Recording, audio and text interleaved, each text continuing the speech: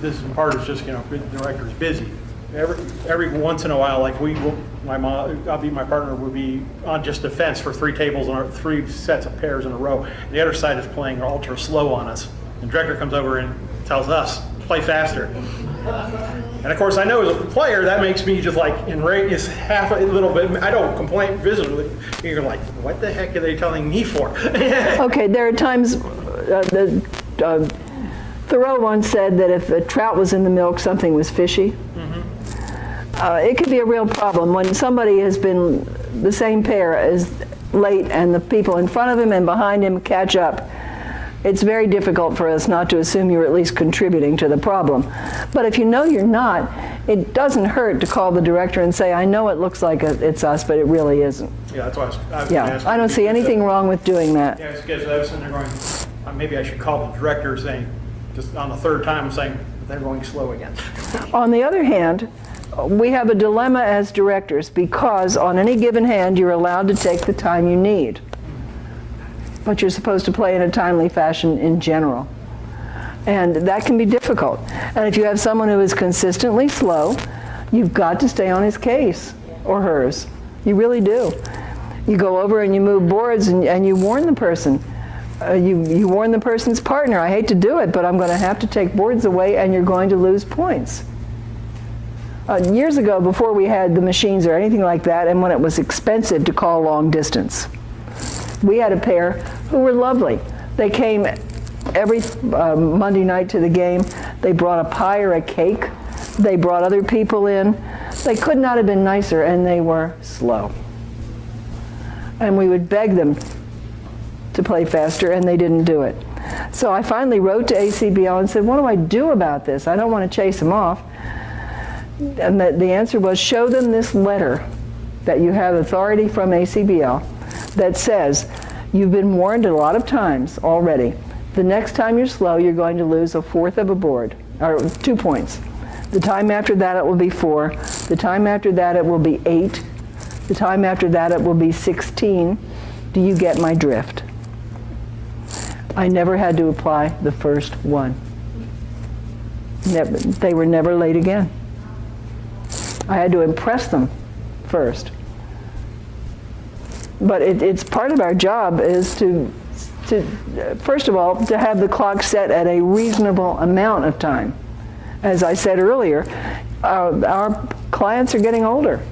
If you need to give them 8-minute boards instead of 7-minute boards because the field is not finishing, you should adjust it. But once you have set a time that is reasonable, then you have to enforce it too. And you can't let them get away with stuff. Now, I'm lucky. I'm not the proprietor. It's not my bridge club. But the board of directors does trust me to give them good advice about things. And we have insisted that there be no late plays in club games. Period. They don't happen. And if someone is late, he's going to get an average minus, and the non-offending side is going to get an average plus. And we all know who the usual suspects are, don't we? Yes. Sure we do. So, as players, though, can we say something to the people that are consistently doing this to us? Can we? well, it's not your job. I know really. it's not our job, but if it's not happening from the director. Well, then you call the director. You get the director to do it. The people get frustrated. I mean, me as a player, I'm frustrated when I have been to the director and several times and said, All right, does your club have a policy? If they don't, that may be the problem. We have a stated written policy that you may not start a new board when the clock gets to 2 minutes. And if you do, that will be an automatic average minus for both sides. There's none of this hurry up and get it in before she sees us stuff. And people will rat on others. Have you noticed that? They really will rat on other people. How do you deal with people that want to play the next round before the last round? So The one who says, get out of my way, I'm ready to play this. In the first place, there's 6 minutes left of the round. the answer is go get a coffee, take a breath, get out of here. You do not get to kick somebody out of his chair. And it can be very confusing for the director to know whether or not the field is done when people have moved early. The Bridgemates help with that because if you've got the right page up on the software, you can see where they are. But if Jerry Helm says, I'm the only director who's ever threatened him with a speeding ticket. He often manages to tell somebody that when I'm on the floor in his section. But it is just as wrong to push people out of the way and play too soon, because you're disrupting the game for others. And it's very hard. Somebody will say, pass a board. And this guy's in the middle of 7 no doubled. He doesn't want to pass a board. He doesn't want to be interrupted. And it is so wrong for players to go up and take boards to hand over. Get us a board, will you? Director, please, is the answer to that. What's the current ruling about cell phones? ACBL says they may not be on in the room, not just not on silent, they may not be turned on. That's our local club policy as well. But we have a club policy, and it's on a sign at the door where people will see it when they come in. And if a cell phone rings, there's an automatic fourth of a board penalty. Case closed. I don't care whose it is. Now, if someone comes to me and says, my daughter is due to be in labor this afternoon, okay, you can have your phone on, and we know about it. And I will tell the room, Marge's phone is going to be on this afternoon. She's about to be a great-grandmother. Well, okay, that's perfectly legitimate. Where I played up in New Jersey, one of the clubs had a policy that if your cell phone rang, you paid $1 into the kitty. Oh, that's like cursing, yeah. And the $1 went to the Youth Bridge Foundation. Wonderful, nothing wrong with that. Kind of did both things, and everybody would rat on whoever's cell phone was on. Well, they're pretty good about ratting anyway. They're happy to pay $1 and keep their phone on. No, you still have to turn it off. Yeah. Do I understand correctly that in a well-run game, boards are not started after the 2-minute to the end? If that is your club's policy. Is that something I you think- feel is important? I do. And how do you enforce it when everybody's rushing and trying to get through? Because we do have that happen quite I'm a director. I get up off my hind legs at 3 minutes and go around the room and I move boards. So you only have the one you're currently playing. And you can't start another one. It isn't there. Well, I see you move boards by the 2-minute mark, if you can. I see. And you know who you need to do it to. I mean, I can look at tables 1 through 4 and know they're not a problem. I march myself to table 5. And when that clock gets to 5 seconds before 2 minutes, I take the first board and the third board, and they are gone. Something that not everyone appreciates is that if you have one slow table in the first round, you will have 2 slow tables in the second round. And then 3. The third, and that drives you crazy. It cascades. It's true. And the most important round to call on time and finish on time is round 1. There's no question about it. No question about it at all. Now, I like something Carl Miller does. He, instead of giving a 6-minute break, he gives a 5-minute break, calls them back with a minute to go on the clock, the break's about to be over. Once everybody's more or less getting settled, he bumps another minute on. But he doesn't tell them about it. And Carl's quite consistent about doing that. I think starting on time, having people be able to predict what the time is going to be so they can make plans, and keeping the game moving are a big part of our job. And we know who is causing the problems, but really, truly, Charlie's right. If you get round 1 done correctly. Now, what does this include? Not starting the time on the Bridgemates until everybody's gotten the names in, or putting an extra minute on the first round so that they have time to do the Bridgemate stuff. But you've got to get up off your hind legs and walk around the room and take responsibility for it. Just the fact that you're out there moving will get people to move along a lot of times. It's amazing how that works. Yeah, Peter? Yeah, if you have a late play, can your opponents, and it's nobody's fault, but there's a board that was not played. And your opponent, after the game, can your opponent say that we don't want to play this? They can say, I can't play it. Yeah, they have to go home. They have to, I have a ride, I have a job, I have an appointment. They stay around. They are around. Well, you mean, why are we having a late play in the first place? Why are late plays allowed? The directors come in and say, you guys are late, you play this. Why is there a policy that allows late plays in a club game? Well, because currently there is. Right. But then why should there be? But I don't think, if I was there ready to play and on time, and you got here late, and I should not have to play it at the end of the game if I don't want to. That's another good one. What about late arrivals? Sorry, Isaac. Okay? It's not. Well, you mean people who are notoriously late when they're not dependent on others to get there and could get there on time if they bothered? Correct. I think I would warn the person that the next time you're late, you're going to get an average minus on the board that I pull on the first round. You don't have to put up with that, and you can stop it if you make it worth, and if he's willing to do that, give away an average plus every time he plays. Without stopping him or her from play, saying you're too late. Well, if it creates a half table, and you're going to go from, well, it can be a problem. You're going to go from 8 tables to 8.5. I would almost always rather have 2 more people than 2 fewer. I don't think on the whole that refusing to let people play is a good idea. If it's someone who's notoriously late and swans in knowing that, we would have a chat.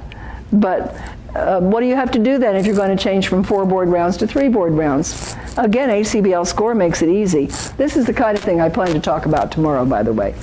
Because I go in and I change the movement, and then I go to every table and pull a board. But I got to tell you, I figured out that I did it wrong the last time. I went from 4 boards to 3, so I just took the 4th board from every set. And that means Wes never got to deal, not once. So the next time I pulled different boards kind of at random, so that, and then you have to go into Ed Move and make a note of which ones you pulled and what they're actually playing. I actually got a call yesterday from a director. She had the half table at table 1, which is a little weird in my opinion, but that's where it happened to be. And then one of them had an emergency, and before the game ever started, they had to leave, but she'd already passed out boards. And she said, what do I do now? Well, what was table 2 is now going to be table 1, and so on, and then just go into Ed Move and say that table 1 is playing 5, 6, 7, and 8 instead of 1, 2, 3, and 4, and tell the computer what boards they're playing. The bridge mates react to that with no problem, and they're just 1, 2, 3, and 4 weren't in play. Wasn't any big deal, but it felt a little weird. Yeah. Question on ruling. Your right-hand opponent opens one on trump, left-hand opponent needs 2 clubs, and pass. Right-hand opponent says 2 cards. Pass, and then left-hand opponent says 2 no trump. Okay. Okay. Then my partner asks, may not have a 4-card major, because there's some people who do that, right? So, The people who are playing 4-suit transfers have to go through Stamen and then bid 2 no trump. okay, may not have a 4-card major. But they are required at the point when 2 no trump is bid to alert and to answer that question if it is asked, what is the alert? Okay, they don't alert. They don't alert, and my partner asks, Okay? does that forbid me from leaving the state? Of course not. Your partner has the right to ask if he has a legitimate bidding reason himself. Remember that the law specifically says you may not ask a question solely for your partner's benefit. Specifically disallows that. But if you're thinking about whether or not to bid spades, and you need to know, you certainly have the right to ask, should there have been an alert. And when the bidding is over, to say was there any failure to alert is a legitimate question. A lot of people don't know that if your partner forgets to alert or announce, it's your obligation to tell the opponent before the opening lead if you're on the declaring side. And the answer was there's nobody to alert.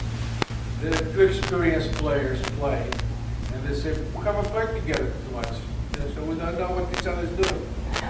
What's over 3,000 points? Okay, I would deal with that with some cynicism, to be polite. I would start by looking at their card. If they don't have an agreement about something as basic as that, then their card is inadequately filled out and they've got till the start of the next round to get it straight. And if they don't get it straight, they will be penalized. Good players do not get to bully people by pulling junk like that. And that's all in the world it is bullying. And if we let them get away with it, shame on us. They really should not be allowed to get away with it. You have to take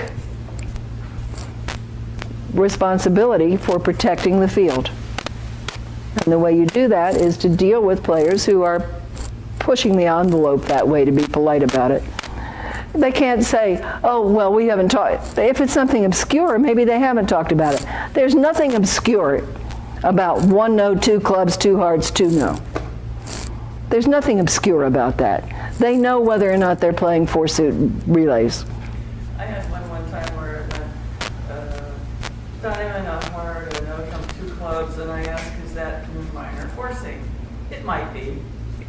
I don't know. What's their agreement? Well, they play together all the time, but she says, I don't know. Well, then again, you call the director and you say, and the director says to them, you don't get away with that. You are an established partnership. What's on your card? And you can't waffle about this. You can't, whoa, and get away with this. You don't have a license, because you are experienced players, to bully the rest of us. And if you don't realize it's bullying, I'm telling you, it is. And I'm not going to allow it. I'm going to penalize you if you don't clean your act up. Now, I don't have to be as good a player as the person I'm saying this to. When I started directing, I had about 150 points. Nobody ever accused me of a lack of self-confidence, however. A question, if I may. And when I started to play at the club here, I had maybe 50 master points. After a lot of years, I have a few more than that now. But anyway, one thing that I have noted that happens sometimes with very, very good players, but who play consistently with different other very, very good players from time to time, not necessarily at this club, but other clubs, whatever. And I'm not sure if it's proper or not. I believe it's not, but what they will do is they have very sophisticated convention cards filled out, and during the auction they will actually look at their card. I believe that's not correct. It's not correct, and I would call the director. They are very, very good players. I don't care. They're still breaking the rules. And as a lowly, so you're Well, the way to deal with that is to look amiable and stupid. And call the director and say, are we allowed to consult our convention card during the auction? Because I'm a beginner, and since this really good player is doing it, does that mean it's okay? And the director will say, like hell, no, it's not okay, and you know better than that, and stop it. We can't let stuff like that go on. And when we do, what we're doing is condoning it. Here first. I'd like to know how you would manage the following situations, especially in our big games. We have 3 pretty big games every week. We seem to have a number of people who do one of 2 things. They either have Willie Prater syndrome and consistently eat and are consistently late to the table, not just 50 seconds, but 2 or 3 minutes, and come in with a, Thanksgiving dinner on their plate. And then we have a couple of people who truly have nicotine issues and go out to smoke and don't appear and don't appear and don't appear, and you can be sitting 3 or 4 minutes. And how do you properly and nicely manage the situation?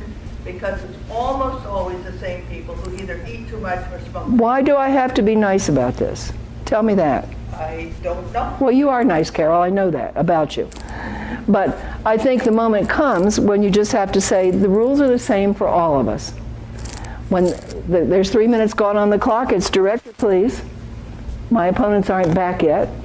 And I expect the director to protect the non-offending side. It is not your job to play fast to catch him up. Now, if they're quick, most smokers I know are very quick players because they want that extra time to get out there and get that hit. I used to play with a guy named Chuck Thompson. I swear he was outside more than he was in the room. Fast pairs had nothing on Chuck. He would declare and would claim after trick 3, and he'd be gone. And I'd want to ask a question, and I didn't smoke. So I didn't see much of it. Very peaceful partnership. I mean, he was never there to yell at me.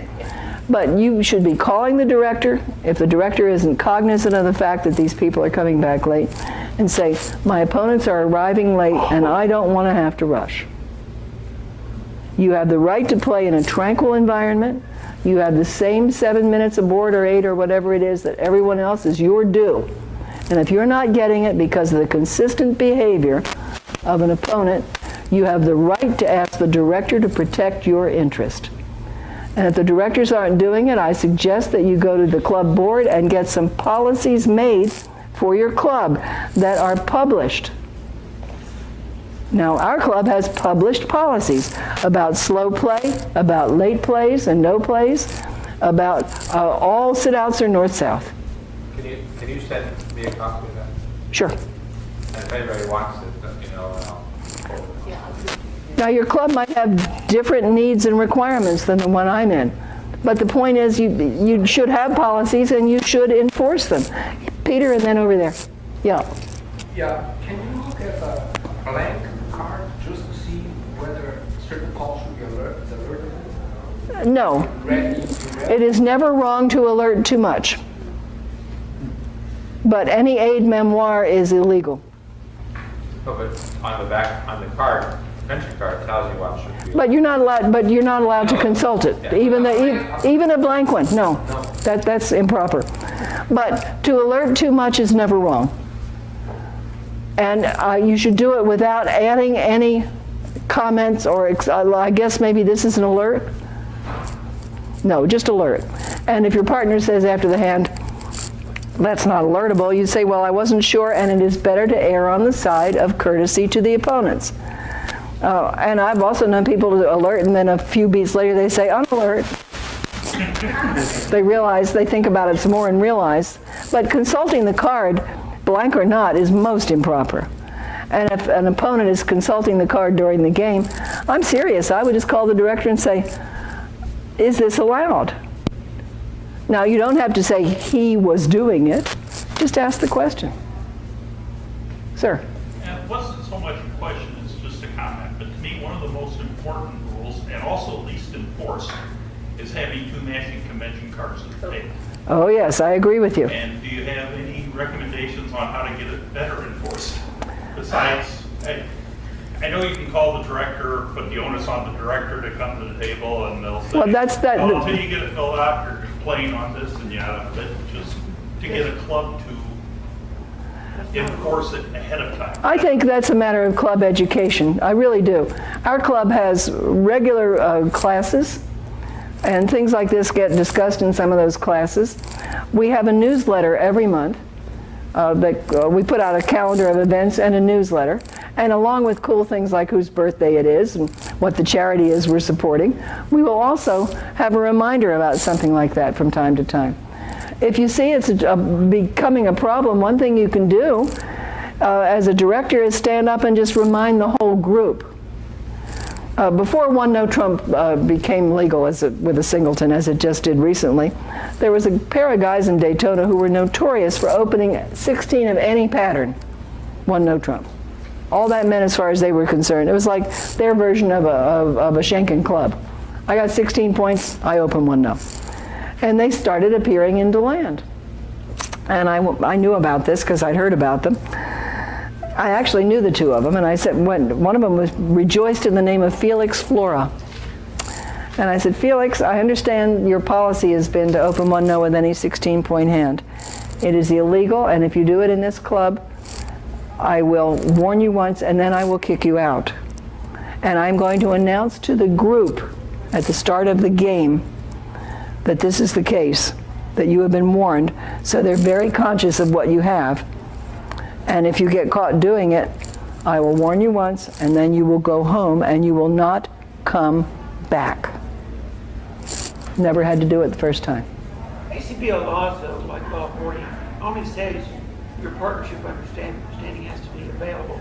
It does not say that you have to have 2 filled out convention cards. That's a club policy. No, that isn't. The ACBL says if you have 2, they must be alike. You only have to have 1.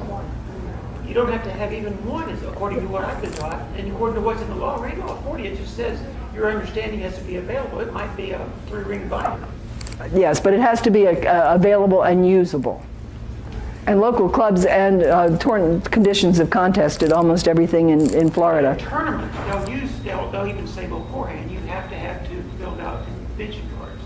But It's in the conditions of contest. It's a decision to be made by the club. Oh yeah, it is, and we have it in writing for our club. Okay. We follow ACBL regulations. Yeah, With the new no trump opening rule, yeah. I heard you say something in the beginning, but I didn't catch it all. Do local clubs have the ability to tell their players they may not open with 1 no trump with the new rule? Here is the general convention chart at the very top of it, before the thing even starts, and I quote, "At the club level events with multi-site and overall master point awards, ACBL's conditions of contest must be followed." But, final sentence of that first paragraph, clubs have full authority to regulate conventions and games conducted solely at their clubs. So they can say, nobody can use them. Thank you. That's come up already. But it has to be a club policy. You can have a club policy if you want to. We had a really nice couple come over from Lake County to play in our games, and they were playing a homegrown system that had been approved by ACBL. But it was very complicated, and it was approved as a mid-chart.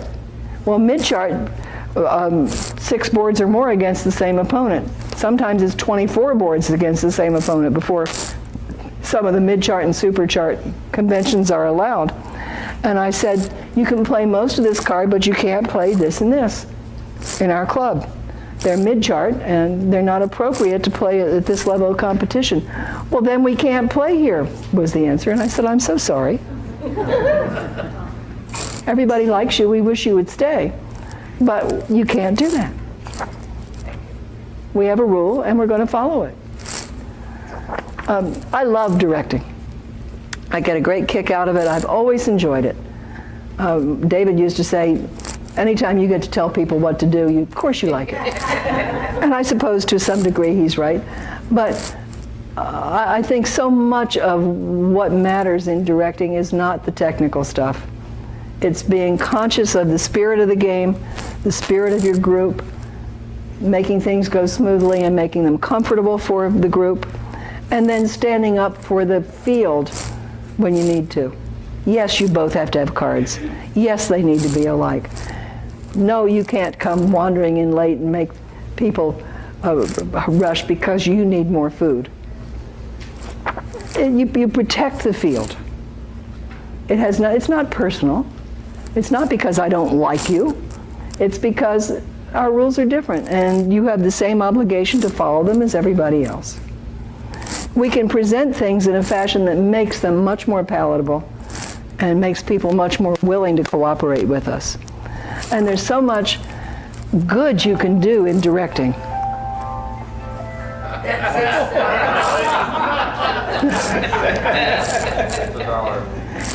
Anybody have a comment or a question?